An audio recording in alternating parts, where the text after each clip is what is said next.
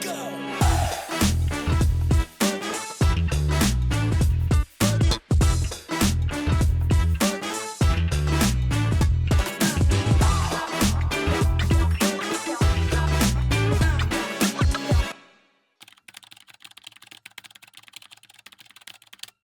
everyone and welcome to this brand new episode of HR Debatable. My name is Nelly Verlinden. I'm your host as always, and today I'm being joined by two fantastic guests, Nick V and Christian Harpelund. Hi Nick and hi Christian. Welcome.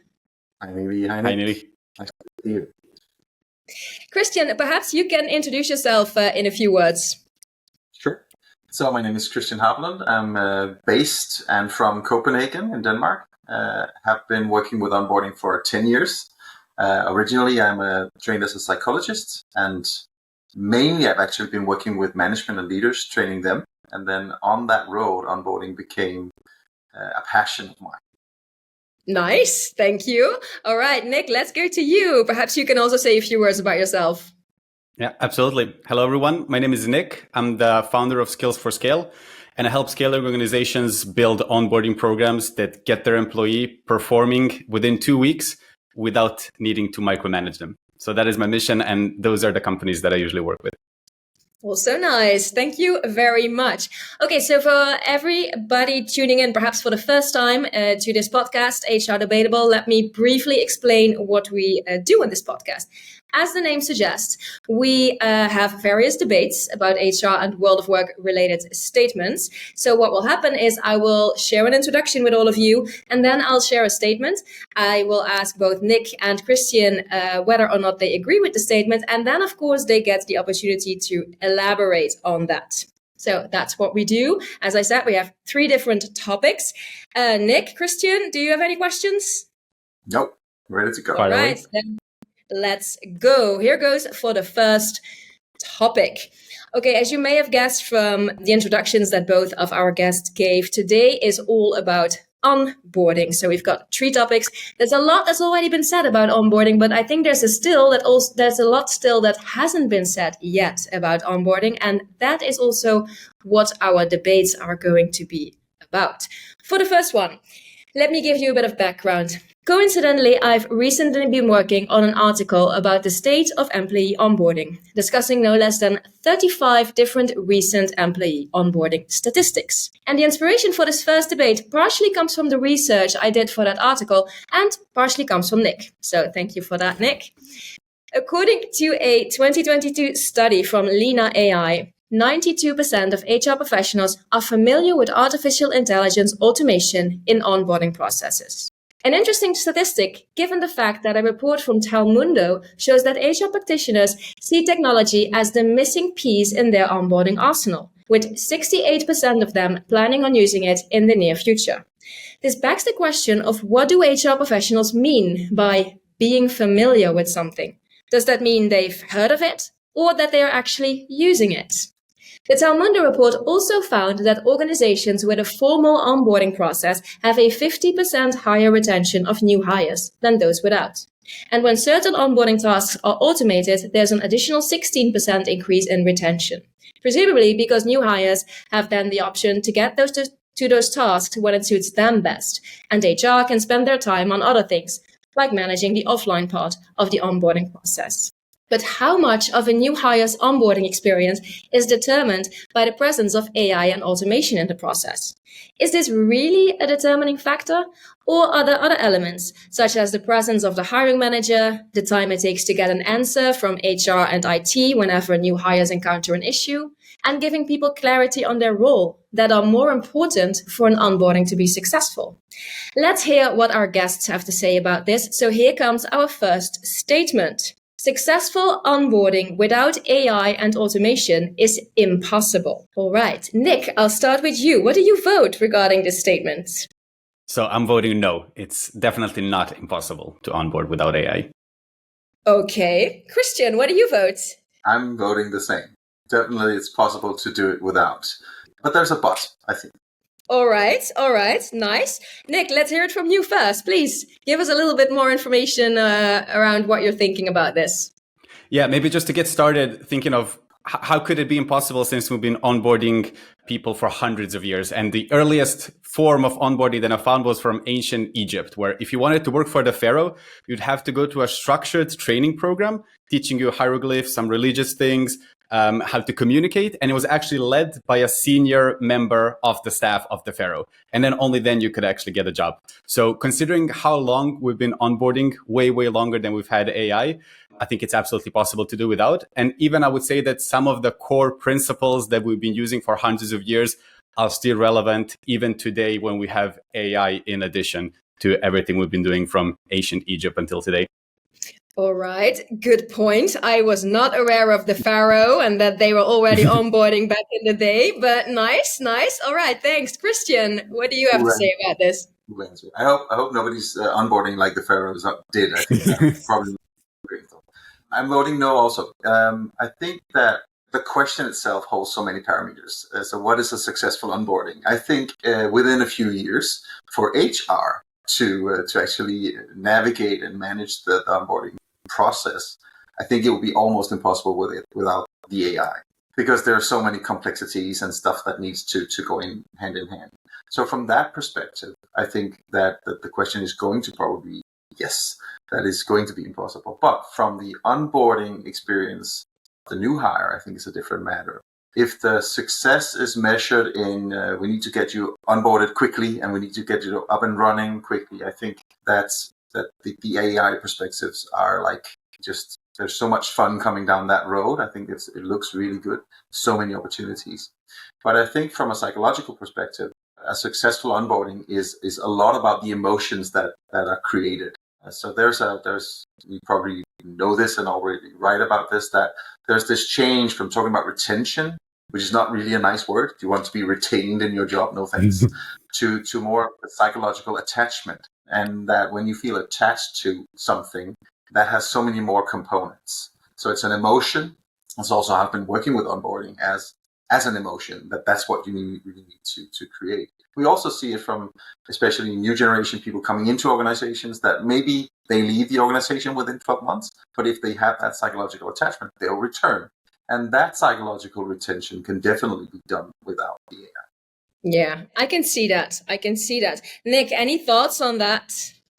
Yeah, I actually agree with Christian here. And the main point, I think also in your introduction, Neely, you said that when we automate certain tasks, we get another 16% efficiency or benefit, or however you phrase it. My question is, which are the tasks that we want to automate that will give us the 16%? And especially to Christian's point of creating that sense of belonging or attachment, do we want to start using AI for that? Or are there only certain tasks where we do want to use AI to get documents signed, to push a couple of emails, to do the admin work that's currently maybe taking too much of our time, and then freeing up that time to build the relationship with the employee?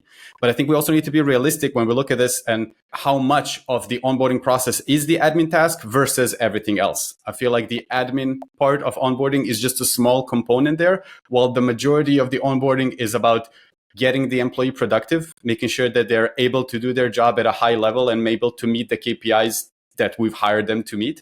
And then the second thing, which Christian was talking about, is how do we integrate them into our company culture? How do we make sure that they live the company values, that they enact the behaviors that we want, and that they're a part of a collective?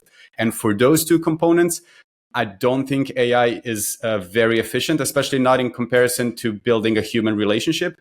And it might even backfire and be dangerous. So I'm curious what you and Christian think, and could it actually be dangerous trying to use AI to build the relationship and to build that sense of belonging?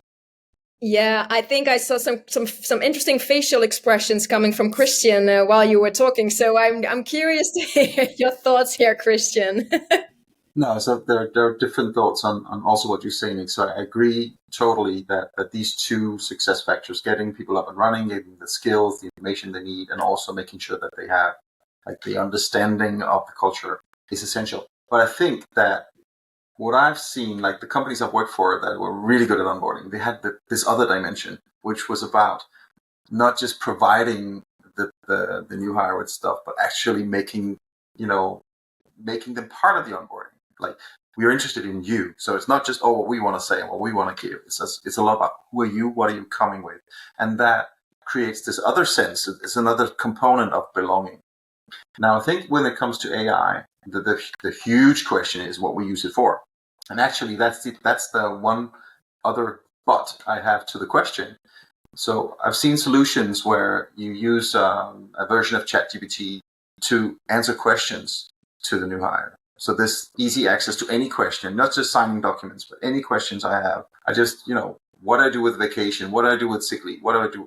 That kind of quick response and access that I think maybe in 1 year, the expectation that you have that kind of solution, that I don't have to read through a 10,000 page document or go to different people to get that information. I think that expectation will rise, and thus making it more impossible to do effective onboarding without AI. Because at least in my country right now, it's definitely the new hires.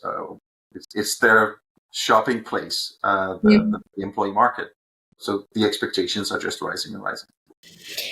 I guess what's also going to be probably an interesting question here that we could briefly touch on is, because I think we all agree on that we see the benefits, right, of using AI and automation throughout the onboarding process. Absolutely. Also, what you just mentioned, Christian, that to my ears sounds like using a chatbot where new hires can ask all their questions. And the advantage of that is, of course, that the chatbot is available 24/7, and also nobody has to wait for a long time, providing the questions are answerable by the chatbot, of course, but no, people don't have to wait for a long time before they get an answer, etc.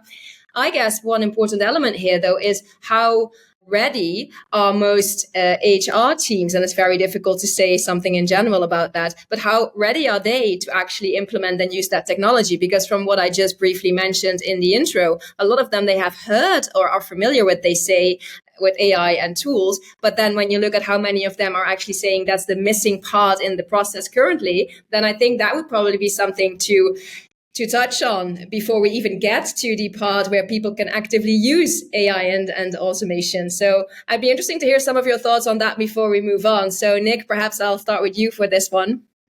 Yeah, absolutely. I'm even just thinking about what Christian said right now about having this chatbot that answer questions. And what comes to mind is, what is our actual priority when we're thinking about structuring our onboarding process? Because building a chatbot that can they can pull the answer from a 10,000 page document, I can do that with Command F. I can search a word and I can find it. Like it's a solution to a problem, but it's going to take a lot of time and a lot of resources to build a solution. And my question is it actually the priority? And is it the lever that's going to create the best employee experience, or is it betting on creating the personal relationship? Because there's a thing that I think we don't want to hear, we don't want to believe, but creating that feeling of belonging, it doesn't scale. You can't scale belonging and you can't scale trust. The only way to do it is on the ground level, on a one-on-one relationship, and building that relationship with your employee. So if I was a business owner, if I could choose to invest my time and money building a cool and useful chatbot versus spending that time and building a relationship with my employee, I would go for the relationship rather for the AI, especially at this point, to your argument, Nelly, that the technology is still not there. It's still evolving. It's going to take a lot of time to build and a lot of time to maintain. And what is the actual benefit that we're getting? And could we get a better ROI on our time and resources if we put them elsewhere? Nice. I like the thing you mentioned there about you can't scale belonging. That is a very beautiful quote. Anyhow, Christian, what do you have to say? Yeah, I just came to realize that I didn't really answer the question before, whether it could be dangerous to use AI as part of the onboarding process. I saw some research recently that showed that people who had been given a solution like ChatGPT to their work, they had a higher satisfaction than people that didn't in the same organization. So there is a component of having that partner you can work with as the AI that makes part of the same dynamics as having a personal relationship. But I totally agree with Nick that it can never replace it. But I think it will increasingly become like a bigger and bigger part of our work life, and therefore also in the onboarding process. Now, the other part of this is whether you need to be on the ground face to face, or you can still build it as a hybrid connection. And I think, even though I'm an old guy and maybe also a bit old fashioned guy, I think I've seen that can easily be, not easily, but it can be done on hybrid form also, online also, that you do connect, like we connect here and we get to know each other, all that stuff. But to Nick's point, we need to invest in that, and we need to come on the screen or come on the floor or wherever in our person to say, hey, we're interested in you and we're here for you. So that kind of connection, I think, is really and is going to be the strongest component of any onboarding process. That we know somebody, we attach ourselves to people and not so much to things. Nice, thank you. And I think also there's definitely some elements in there that make sense as well, and also some that are already linked to our next debates. So I'm going to wrap up this first debate. Thank you, both of you, and we are going to continue with the second debate.